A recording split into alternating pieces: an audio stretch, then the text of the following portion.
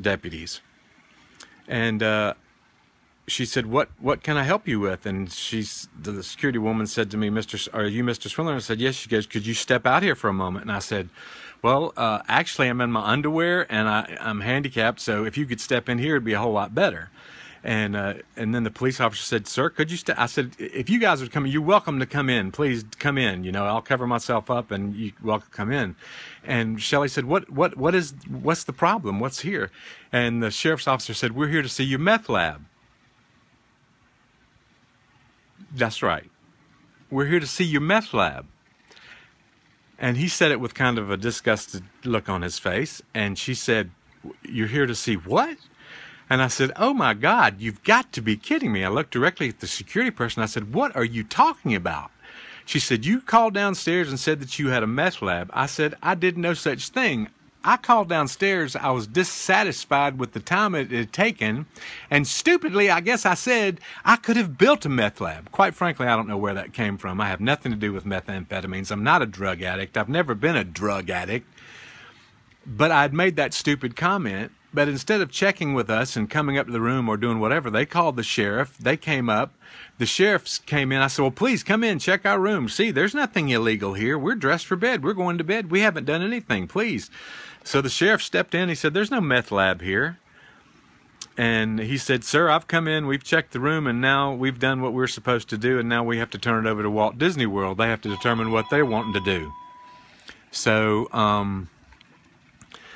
I looked kind of strangely at the gentleman that came out with a piece of paper, and he said, I am the duty manager here at Walt Disney World. Let me read this paper to you. And it said, in short, your continued occupation of this room has become detrimental to the resort of Pop Century, and you are required to leave pursuant to Florida Statute 5491.141. You're required to leave at once, or you'll be considered trespassing.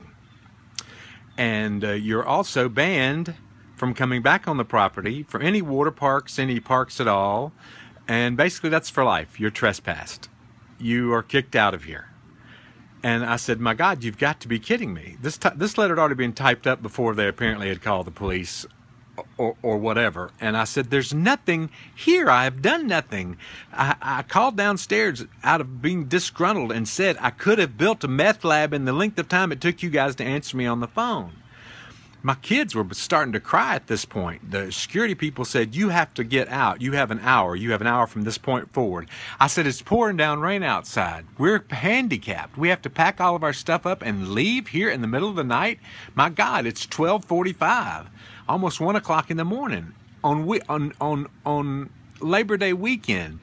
The police were noticeably upset that they were called to do that. They did their job. They were doing what they were supposed to do. The security people at Disney World were not very nice, to say the least. The lady said, I'm not going to argue with you. And I said, you are arguing with me. You're arguing with me and saying something that I did not say. I did not say that. She said, you said you had a meth lab. But I said, in the name of God, who would say they had a meth lab? Who would call and say they had a meth lab? It didn't make any common sense to me, but it didn't matter. My wife, they said, what, your wife and children can stay here. You have to leave. And I said, now, how is that going to be possible? I said, okay, I'll leave.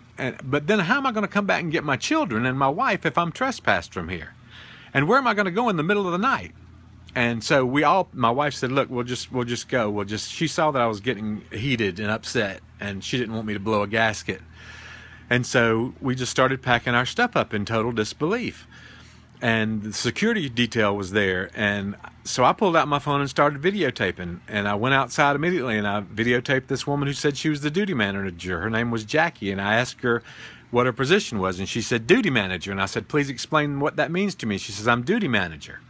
And I said, I really don't understand what that means. And she just gave me this harsh look, and she goes, I'm not at liberty to discuss anything with you, and I don't give you permission to videotape me. So I said, I'm trying to protect myself videotaping to find out. So I went down the hall, and there stood the man with another security man who had given me the paper. And I said, could you tell me who you are? And he said, I'm the man who gave you the paper. And I said, in your name? He goes, I'm one of the duty managers. And I said, could you please tell me why you're kicking us out? He goes, I'm not at liberty to talk to you about this. Nobody would give us an understanding of what the deal was. The security guy there said he wouldn't. So then I caught the woman coming out, the head security woman coming out of the little drink area. And I said, could you please tell me what's your name? And her name was Jackie Sitzler or something. And I said, could you please tell me why you're doing this? Why are you being so mean as to kick our family out of here? And she goes, I don't have to talk to you, and you don't have my permission to videotape me. So I followed her back down the hall. In the meantime, they've called somebody up. My wife had asked him to please call somebody up to help us carry our stuff down in the rain out to our van. Here we are at 1 o'clock in the morning being forced out of Disney World's Pop Century Resort because they said I called down and said I had a meth lab, which is not true. I didn't say that. Not to mention, they didn't come and ask me about it, or there was no evidence whatsoever. I mean, we've been long time pass holders. We just had stayed there for 5 days back in May. We work with our church with the Awana program. We're just made TNT leaders. We've had background checks to be able to deal with children. We were house parents at the Tennessee Baptist Children's Home for 7 years working with at-risk teenage girls. We just went to Disney to enjoy ourselves, to forget our problems, to forget our troubles, and just to be able to breathe fresh and free, clean air and expect to be protected and loved and cared. And if there had been a problem, why couldn't they have come and talked to us or said, Mr. Swindler, you shouldn't have said something like that. That's dangerous. And which I would have said, I am so sorry. I agree. I don't know where that came from. I could have said I could have built an atomic bomb, or Christmas was coming. Would you have sent up somebody to check out and see if Santa was there, or if I'd built an atomic bomb? But nobody checked anything out. They sent the police immediately. They expelled us in the middle of the night. My children are walking out crying. My 9-year-old looks up at the police and says, "Childhood ruined." And so I got on video and I asked the police to please double check the room so I could have it on video that you found absolutely nothing illegal in our room, which they did. They found nothing illegal. They said, there's nothing here. There's no meth lab here. And I said, please check through our belongings. I asked the security person, I said, please check through our belongings. See if you find anything illegal. She said, no, the police will do that. Well, the police weren't going to do that, and she wasn't going to do that. She just wanted to get rid of us. So with the least amount of caring whatsoever to try to assist us, to try to help us, of course, the lady who came up that was the bell person was almost in tears because by now this had spread throughout the resort that they were evicting this family. 2 handicapped people in wheelchairs in the pouring rain in the middle of the night on Labor Day night. To add insult to injury, they didn't refund that night stay. So I had to come up with more money, and we're disabled, so not a whole lot of money to be able to just blow, you know. So I was about half loopy anyway after already taking my nighttime medication, but I knew God would protect me, and we were able to drive and go. I did take a few wrong turns and had to pay a toll to get back on the highway and go back, and we found a place at Best Western in Orlando at 3:30 in the morning and had to get out, handicapped, in the rain, unload all of our stuff ourselves because there was nobody there with the bell. I was as grumpy is with the 7 dwarfs.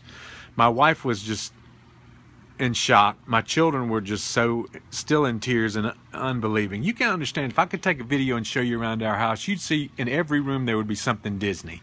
We have thousands of Disney pins. We used to be part of the pin trading thing here that went on out at the outlet mall before they closed that down. We have so many friends that work at Disney, and so many people that we've known at Disney that know us, and people that know us that hear this story and they can't believe it. And I know I've taken a long time to explain this to you, but I can't find anybody. I've called back to Disney. I asked to speak to the general manager, a nice man, but he wasn't the general manager. He said, I'll get in touch with guest. I need to get in touch with guest relations, guest claims. And he would call them and talk to them, and then I would call them, and he would call me back. He never called me back. I called guest claims. They said, we don't know what you're talking about. They said, you need to call somebody else. So I called back and talked to Pop Century again. And I said, I talked to this guy named Mike Davis at Pop Century. Well, he's not the general manager. I said, well, then I need to talk to the general manager. You need to talk to somebody in charge. You need to expedite this to somebody higher up because I'm sure they don't realize what's happened here. They wouldn't have done this to people knowing that this is what's happened. So then she got me, she said, I'll have someone call you back. Well, a day later, a gentleman, she said in 3 to 5 days, a day later, a gentleman called, I can't remember his name. He called and said, I've got some notes here from emails that you had made a prank phone call saying you had a meth lab in your room. And I explained to him that was not true. And I explained to him exactly what I've explained to you on this video of what has happened. And he said, well, there's nothing really that I can do about this. You'll need to get in touch. I've been advised through security not to discuss this with you. You need to get in touch with the security. I need to get in touch with security so that they can take the trespass off. Not an apology for what we did. Not an apology for we overblew the situation. Not I'm so sorry that your kids are devastated or probably damaged for life as a result of this. Not to mention the fact that my stomach's been torn up. My wife, we jerk every time somebody knocks at the door. PTSD is probably not something that's unheard of for us. I'm in counseling already, and I go to see my counselor, and he's in total disbelief. I've called lawyer after lawyer, and they want personal injury. Nobody's willing to take up the fact that we're handicapped and we're treated this way and forced out of somewhere and had no rights given to us other than they said we're trespassing because we were causing problems at the resort. And they had no evidence to that. So I'm just asking that if you've heard this and you've seen this video and you saw my picture of my beautiful children and my family and you feel sorry for me and you want to do something to help us, then please put me in touch with somebody to help us. Please, if you're an attorney and you want to, I've got in touch with media people and they were going to come. Somebody did come and interview us in Orlando the next day. We went to Universal, by the way, the next day to take that little girl to Universal because she didn't get to go to Disney. And somebody from Channel 13 in Orlando came and videotaped Bailey Myers, but never have seen it on television. And then there was a man from Fox in Jacksonville that said they were going to come and videotape it. And I sent him videos that I had of what we had done, named Michael Yoshida, and he never came to take a video. So hopefully maybe this will make it on the internet and somebody will see it, listen to our story, and do something about it. I pray to God that they do, because this was not right. And if it can happen to us, it can happen to you. And that's not Disney. Walt Disney was never intending anything like that to happen. I understand security and safety is important, but the context is way out of proportion to what happened. So please,